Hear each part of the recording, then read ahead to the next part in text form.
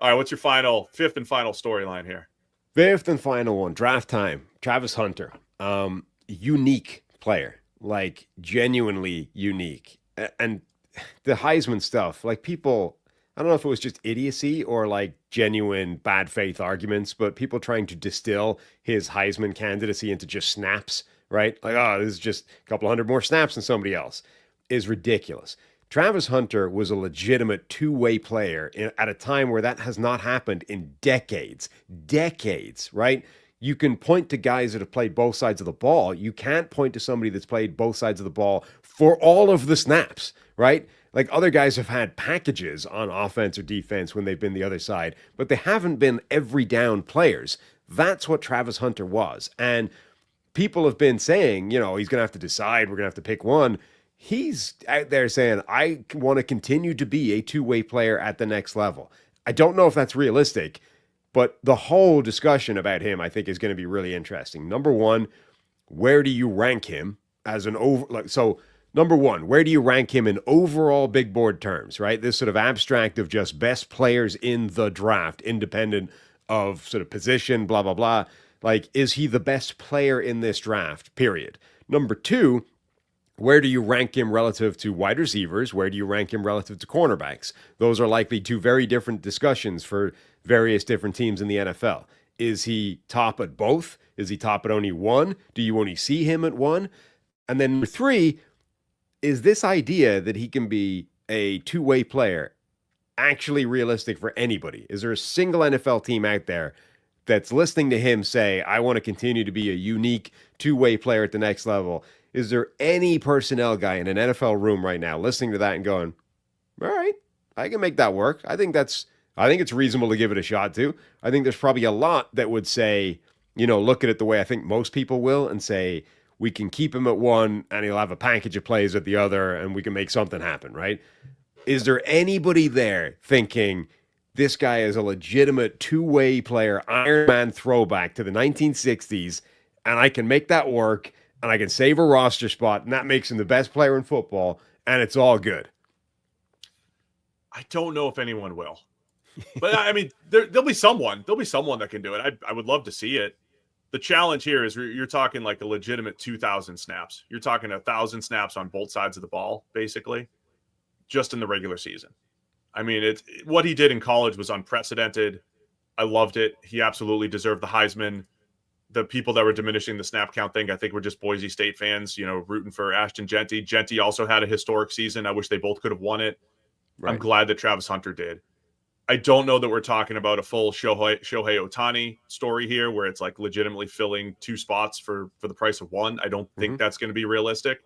And I think most people, by the way, between February 12th right now in the draft, we're going to have this discussion 10 to 15 times. So apologies if you hear it a lot. But I think most people are going to land at full-time corner, package at receiver. It's the easiest way to do that. And then the other thing I keep adding is he's a backup at both positions. So in an attrition league where at the end of the season, the healthiest teams, rise to the top, the fact that he could go full-time receiver or could go full-time corner on a whim when needed, depending on injuries, I think is worth as much as, he's going to play 2,000 snaps. I think just having him as a full-timer potentially at either position is worth it. Whilst being a starter at the other one. Well, right. Yeah. Like, and like halfway through the season, it's like, hey, we got plenty of corners. You're becoming a receiver. Go get him. You're wide receiver too.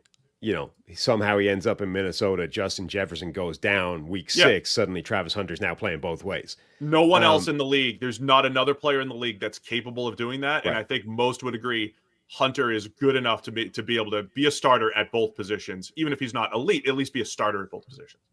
But I think you're right.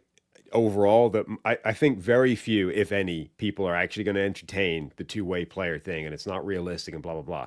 However, I think we would also have been saying that before his college career, right? If someone had pitched you that this is what his college career was going to look like, you'd be like, that's not realistic. And actually, that's true. Even the first years of him doing that, it's taking a toll. Like, he got wrecked by that Stanford wide receiver, right? And if you watch those plays, it's like the dude looked tired.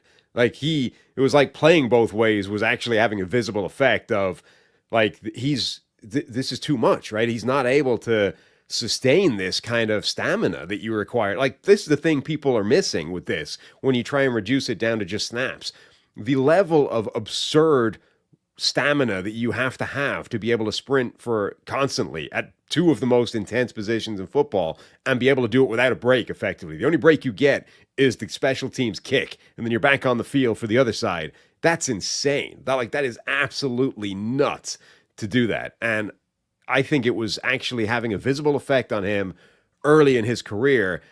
And then last year it didn't. Actually, whatever he did, I don't know, but he figured it out. And last year there was basically no visible evidence of this taking a toll, like one side impacting the other. So I think you're right that people will be looking at this and saying that's not possible in the NFL. It's not realistic. I do think, though, that he showed that it's possible. Like, I don't know that anyone will let him try it, but I actually think I don't know that I would have said this a couple of years ago, but now I think based off like last year, I think it is doable. I think he could actually achieve it. I don't know that anyone will let him try, but I'm fascinated by if he can convince somebody of that. Yeah, I would love to see it.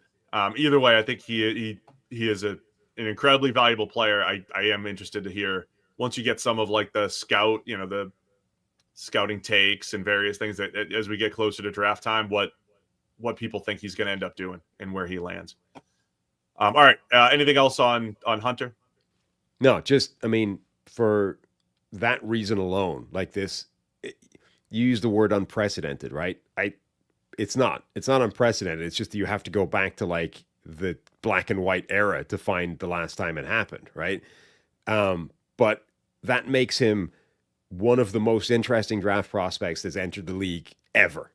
Really, like genuinely. Precedented, but unprecedented since the merger. How about I live since the merger here, Sam? You only acknowledge the Super Bowl era, like in your existence? The eight team NFL, that was a completely different game than now. I don't think we need to make those comparisons. 8 teams. The guys that were like working in factories in the spring and just like playing some ball in the fall, like that. It's tough to compare. It's apples and oranges. I mean, it might be, but it exists in the same plane of time. When I say just assume that I'm saying since the merger. Yeah. Everything that Steve says finishes with comma in the Super Bowl era. Yeah, maybe even since the 80s. Maybe we'll kick out the 70s as well. Thanks for watching all the way to the end of our video. For more great content, click here to subscribe and here to watch another video. We'll see you again soon.